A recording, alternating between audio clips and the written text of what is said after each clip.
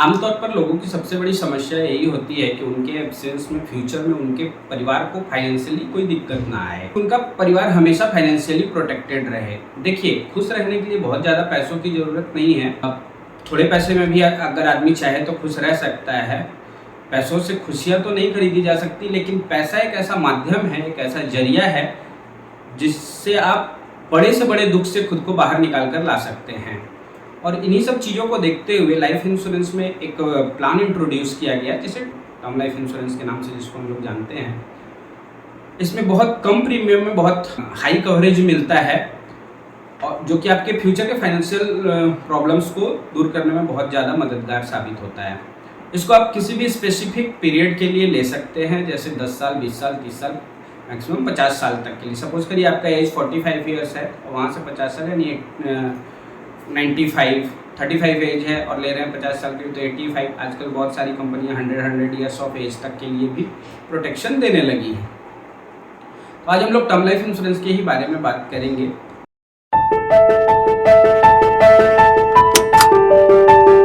देखिए, जिस तरह से किसी कॉम्पिटिटिव एग्जाम को देने के लिए एक एलिजिबिलिटी की ज़रूरत होती है, उसी तरह से टर्म लाइफ इंश्योरेंस लेने के लिए भी एक एलिजिबिलिटी की आवश्यकता होती है। अगर आप इस एलिजिबिलिटी क्राइटेरिया को फुलफिल कर देते हैं, तभी आप टर्म लाइफ इंश्योरेंस लेने के लिए एलिजिबल होते हैं। तो इस एलिजिबिलिटी क्राइटेरिया में सबसे पहला जो चीज़ आता है वो है आपका एज 18 से 65 साल के बीच में होना चाहिए। अभी कुछ कंपनियां 70 ईयर्स तक, कि अगर आपका 70 ईयर्स भी एज है तो आपको एंट्री दे देती हैं। उसके बाद आता है हेल्थ। आपको कोई भी क्रॉनिक डिजीज़ नहीं होना चाहिए। और दूसरा, एक छोटा सा हेल्थ चेकअप आपका करवाती हैं पॉलिसी लॉगिन करने के बाद। आपको पॉलिसी अप्रूव करने से पहले, इशू करने से पहले उस हेल्थ चेकअप में आपको पास होना पड़ता है। नॉमिनल सा चेकअप होता है जिसमें आपको ब्लड और यूरिन लिया जाता है। और जब आपको कोई छोटी मोटी बीमारी निकल के आती है तो ऐसा नहीं कि रिजेक्ट कर दिया जाएगा। उसके लिए आपसे बोला जाता है कि आपका प्रीमियम थोड़ा इंक्रीज होगा, लाइक डायबिटीज़ है या कोई छोटा मोटा बीमारी है, तो कोई क्रॉनिक डिजीज़ नहीं है, तो आप उस इंक्रीज प्रीमियम पर आप चाहे तो टर्म लाइफ इंश्योरेंस ले सकते हैं। दूसरा जो आता है वो है इनकम। आपका इनकम ये डिसाइड करता है कि आप टर्म लाइफ लेने के लिए एलिजिबल है या नहीं। देखिए, ये कंपनियां इसलिए भी देखती हैं क्योंकि हर आदमी का एक लाइफ का वैल्यू होता है, और इस तरह से वो ये अनुमान लगाती हैं कि आपको कितने तक का कवरेज देना चाहिए। मान लीजिए आपका 5 लाख रुपए का आप ITR भरते हैं, तो आपको वो 50 से 1 करोड़ रुपए तक का टर्म लाइफ इंश्योरेंस का कवरेज आपको ऑफर करती हैं। जो सम एश्योर्ड होता है वो 1 करोड़ तक का आपको ऑफर किया जाता है।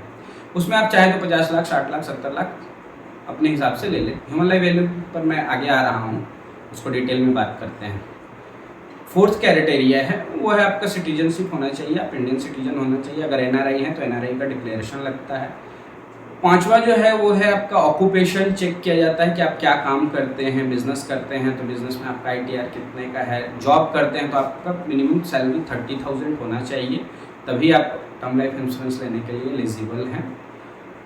तो 30,000 से 28-30,000 रुपये अगर आपकी सैलरी है, इसके ऊपर है, तो उस हिसाब से आपका HLV कैलकुलेट करके आपको उतने तक का कवरेज ऑफर किया जाता है। तो ऑक्यूपेशन में इसलिए बोल रहा हूँ क्योंकि कई बार क्या होता है कि जो रिस्की जॉब होते हैं, जैसे आर्मी में आप हो, पुलिस में हो, जो भी ऐसा काम जिसमें रिस्क बहुत ज़्यादा है, तो कंपनियां जनरली नहीं प्रीफर करती हैं उनको टर्म लाइफ इंश्योरेंस देना।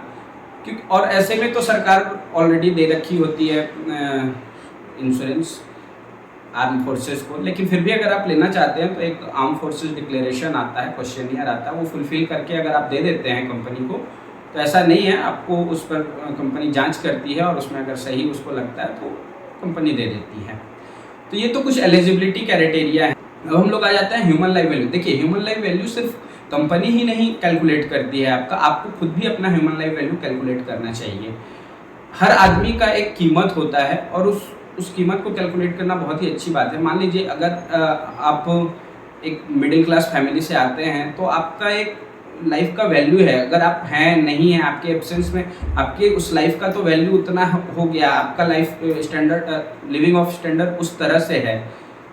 तो आप अगर इसको पहले से प्रिपेयर करके रखते हैं कि मेरे लाइफ का इतना वैल्यू है और आज मेरे पास इतना रिजर्व होना चाहिए, तो ही आप अपने परिवार को बहुत स्मूथली आगे ले जा सकते हैं और आपको भविष्य में एटलीस्ट फाइनेंस को लेकर तो कोई दिक्कत नहीं आएगा।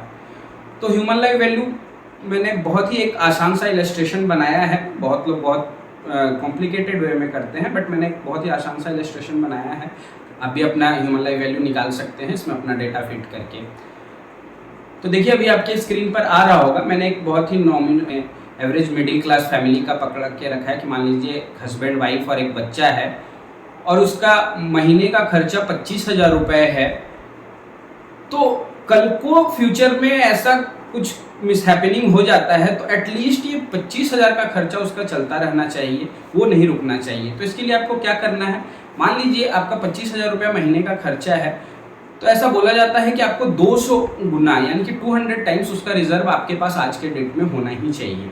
क्योंकि देखिए अगर आप 25,000 को 200 से मल्टीप्लाई करते हैं तो 50 लाख रुपए आता है, और उस 50 लाख को उठाकर आप किसी भी बैंक में ले जाकर दे देते हैं तो 6% जो एवरेज चल रहा है अभी 5.75 से लेकर 6.35, 6.25 सीनियर सिटीजन लोगों का 6.5-7% का भी चल रहा है। तो आपको 6%, मैं एक एवरेज पकड़ लेता हूँ, 6% का भी आपको रेट ऑफ इंटरेस्ट मिलता है, तो साल का 3 लाख रुपए आपको इंटरेस्ट मिलेगा उस 50 लाख रुपए पर, और उसको 12 से डिवाइड करिएगा तो 25,000 वो आपके खर्चे को मीट कर जाता है। तो कल को कोई मिसहैपनिंग होने पर एटलीस्ट आपका परिवार, ठीक है आपकी कमी तो खलेगी लेकिन आपका जो परिवार का खर्चा है वो नहीं रुकेगा, आपके बच्चे की पढ़ाई नहीं रुकेगी, आपका परिवार जिस तरह से जी रहा था एटलीस्ट उसी तरह से जी पाएगा। तो ये बहुत ज़रूरी है, और अगर आप ऐसा नहीं करते हैं तो कहीं ना कहीं आप खुद को धोखा दे रहे हैं। तो बहुत ज़रूरी है आदमी को अपना ह्यूमन लाइफ वैल्यू कैलकुलेट कर लेना और उतना रिजर्व में रखना। और रिजर्व में भी क्यों रखना है, जब हमारे पास इतना अच्छा ऑप्शन आ रहा है, टर्म लाइफ इंश्योरेंस आपको उसी पैसे का एक प्रोटेक्शन देता है बहुत ही मिनिमम प्रीमियम में। मान लीजिए आप 10,000 रुपया या 12,000 रुपया या 15,000 रुपया जिस कंपनी का जैसा भी आएगा, एक आपका मिनिमम एज पकड़ता हूँ मैं 20 साल से 25 साल के भीतर अगर आपका एज है, 25 साल का आपका एज है और आप किसी अच्छे कंपनी का टर्म लाइफ इंश्योरेंस 50 लाख का लेते हैं तो 12 से 15,000, इससे ज़्यादा आपका प्रीमियम नहीं आता है। तो इतने में ही आपको 50 लाख का जब प्रोटेक्शन मिल जा रहा है तो आप क्यों 50,000 रुपये को रख कर और उसको इंटरेस्ट में लगाएं। आप उस पैसे को कहीं और इन्वेस्ट करके अपना लिविंग ऑफ स्टैंडर्ड और भी बढ़ा सकते हैं, अपने बच्चे को अच्छे स्कूल में पढ़ा सकते हैं। तो ये बहुत ही एक अच्छा ऑप्शन है कि आप 50 लाख रुपए रिजर्व ना करके उसके बदले में एक टर्म लाइफ इंश्योरेंस ले लें, ताकि आपका परिवार फ्यूचर के लिए फाइनेंशियली सिक्योर हो जाए। ठीक है, तो ये था HLV। अब हम लोग बात करते हैं, अब टर्म लाइफ इंश्योरेंस की जब आप एलिजिबिलिटी के क्राइटेरिया में फिट बैठ गए, उसके बाद बात आती है कि अब हम इसमें जो प्रीमियम पेइंग टर्म होता है इसमें भी बहुत सारे ऑप्शंस हैं आपके पास। आप चाहे तो लिमिटेड पे ले सकते हैं, चाहे तो रेगुलर पे ले सकते हैं, या फिर टिल एज 60 ले सकते हैं। सपोज करिए बहुत लोग ऐसा चाहता है कि मैं जब तक कमा पा रहा हूँ तभी तक प्रीमियम दे पाऊंगा, तो चलो भाई मैं 60 की उम्र तक तो आपको प्रीमियम दूंगा, उसके बाद से मैं नहीं दे पाऊंगा। मान लीजिए एक आदमी ने 35 के एज में अपना एक टर्म लाइफ इंश्योरेंस लिया था, तो वो अगला 25 साल तक और प्रीमियम भरेगा, और 50 साल का उसका पॉलिसी टर्म है, यानी कि 85 की उम्र तक के लिए उसने ले रखा है।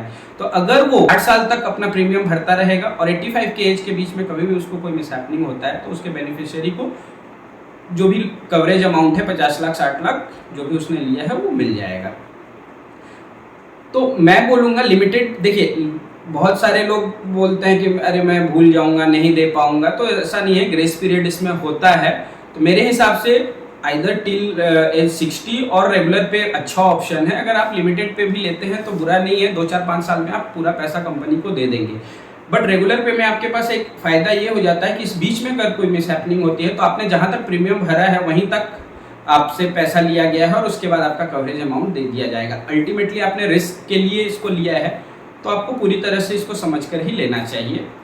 इसके साथ साथ आपको क्या होता है कि आप चाहे तो इसमें राइडर ऐड कर सकते हैं, जैसे कि आपका परमानेंट डिसेबिलिटी का राइडर अगर आपने ऐड कर रखा है और भगवान ना करे किसी तरह का कोई एक्सीडेंटल प्रॉब्लम हो गया आपके साथ और आप पूरी तरह से परमानेंटली डिसेबल्ड हो जाते हैं, तो आपका क्या होगा कि आपका सारा प्रीमियम वेव ऑफ हो जाएगा, आपको एक अलग से कवरेज मिलेगा, इलाज चलेगा। आप चाहे तो क्रॉनिक डिजीज का राइडर ले सकते हैं, आप चाहे तो एक्सीडेंटल राइडर ले सकते हैं, चाहे तो प्रीमियम वेवर ऑफर का राइडर ले सकते हैं कि अगर कोई परमानेंट डिसेबिलिटी हो जाती है, मैं कमाने में ही सक्षम नहीं हूँ, मेरा सारा इनकम रुक गया है, तो ऑब्वियसली हम कहाँ से प्रीमियम भर पाएंगे। तो उस स्थिति में आपका प्रीमियम वेव ऑफ हो जाता है, लेकिन पॉलिसी कंटिन्यू रहती है।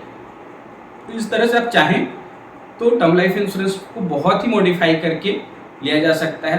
तो ये बहुत ही अच्छा बात है कि आपको ये पूरी जानकारी रख कर ही तब एजेंट के पास जाना चाहिए कि ऐसे ऐसे है, मेरा ये रिक्वायरमेंट है। फिर कंपनी का जो जो रिक्वायरमेंट है मैंने फुलफिल कर दिया, अब मेरी ये रिक्वायरमेंट है कि मैं लिमिटेड पे नहीं ले रहा हूँ, मैं रेगुलर पे ले रहा हूँ, या मैं जब तक कमा रहा हूँ टिल एज 60 तब तक आपको प्रीमियम दूंगा, बट मुझे कवरेज 85 ईयर्स तक चाहिए, 100 ईयर्स तक चाहिए, आप ले सकते हैं। ये टर्म लाइफ इंश्योरेंस एक बहुत ही अच्छा ऑप्शन है कि बहुत ही कम प्रीमियम में आपके फ्यूचर के फाइनेंस को बहुत अच्छे से सिक्योरिटी देता है ये, इसीलिए इसको प्रोटेक्शन प्लान भी बोला जाता है। उसके बाद आ जाता है कि इसमें टैक्स बेनिफिट भी आपको मिलता है। आप चाहे तो 80C का डिडक्शन ले सकते हैं। अगर आप ओल्ड रेजिमे में अपना इनकम टैक्स भरते हैं तो आप 80C में 1.5 लाख रुपए तक इसका जो भी आप प्रीमियम पेमेंट करते हैं उसको हर साल आप चाहे तो 80C में डिडक्शन ले सकते हैं। इसके साथ साथ जो कवरेज अमाउंट होता है आपके जो बेनिफिशियरी को मिलता है किसी भी तरह का कोई मिसहैपनिंग होने के बाद, तो वो पूरी तरह से इनकम टैक्स सेक्शन 1010D में ये पूरी तरह से एग्जम्प्टेड होता है, उस पर किसी भी तरह का कोई टैक्स नहीं लगता है। और मैं इस वीडियो में आपको किसी भी तरह का किसी पर्टिकुलर प्रोडक्ट के बारे में, पर्टिकुलर कंपनी के टर्म लाइफ इंश्योरेंस के बारे में नहीं बोल रहा हूँ। ये जस्ट एक नॉर्मल वीडियो है जिसमें मैंने टर्म लाइफ के इंश्योरेंस के बारे में बात करी है। आगे हो सकता है कि मैं एक एक करके सारे कंपनियों के सारे टर्म लाइफ इंश्योरेंस के बारे में भी वीडियोस बनाऊं, तो मैं ज़रूर बनाऊंगा और कोशिश करूंगा कि ज़्यादा से ज़्यादा नॉलेज आप। प्लस मुझे लगता है कि टर्म लाइफ इंश्योरेंस आज के टाइम में हर आदमी के पास एक टर्म लाइफ इंश्योरेंस होना चाहिए। ये सिर्फ आप अपने लिए या सिर्फ फाइनेंशियल सिक्योरिटी के लिए नहीं, इससे ये भी पता चलता है कि आप अपनों को कितना ज़्यादा प्यार करते हैं। अगर किसी तरह का कोई पॉइंट रह गया हो, ओवरऑल यही है टर्म लाइफ इंश्योरेंस, कोई पॉइंट रह गया हो तो आप कमेंट में ज़रूर बताइए। मैं कोशिश करूंगा कि आगे के वीडियो में उसको भी कवर कर लूं। तब तक के लिए